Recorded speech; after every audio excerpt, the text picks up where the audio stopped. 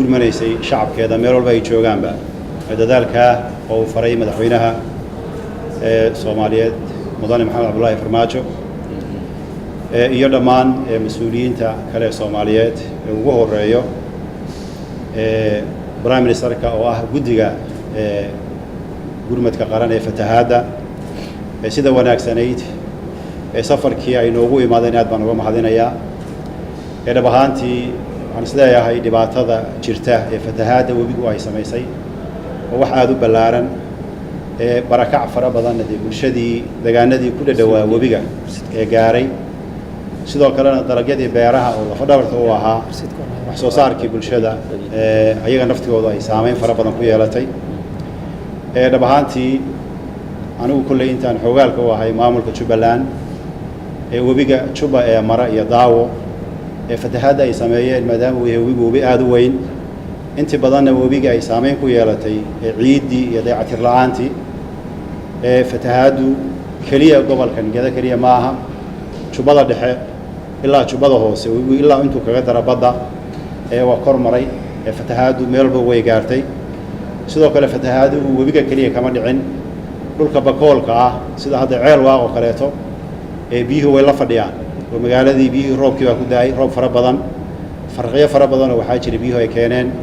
magaalooyinkaas oo kaleetana biyuhu way la fadhiyaan waxaa ka mid ah meelo kaleeto oo Jubbada hoose naftigeeda ka mid ah iyo Jubbada dhexe marka dhibaatadu insha Allah way baaxad weyn tahay oo dhammaan kaliya meelo qaas oo hadda meelihii mas'uuliyiintu ay tageen maahana meelo fara badan baa jira oo dhibaatada insha Allah waa raxmad iyo wax Ilaahay wanaagsan uu keenay oo ku mahadinaynaa Rabbi subhanahu wa ta'ala nimcadan uu siiyay sidoo kale tan nimco waliba nusqaanteeda iyo dhibka ay leedahay wixii aan kala tacaali karno insha Allah waxaan jecelnahay mas'uuliyadan aan qaadnay lacagtan ma ahan wax ku filan dhibaatada dadka haysata boqolkaan kun waa boqolkii safarka ahaa dadkii markii la sameynayay bal markii la arkayay waxyaabihii qiimeyntii wixii dadku say wax u gaareen Prime Ministerku ballanqaad uu dadkii u sameeyay bay ahayd oo yiri taasaan idinku soo booqanay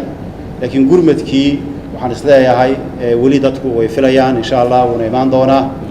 sidoo kale tana waxaan u mahad celinayaa maamulka Jubbaland also waxay sameeyeen iyaga naftooda guddi abaaraha jira waxaa jira guddi fatahaada way dhisan yihiin insha Allah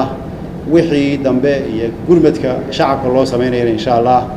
qayb ay ka yihiin iyaga naftooda waa aad baan ugu mahadinayaa kaliya midani waa dhiig joojin meeshii uu tagay Prime Ministerka weey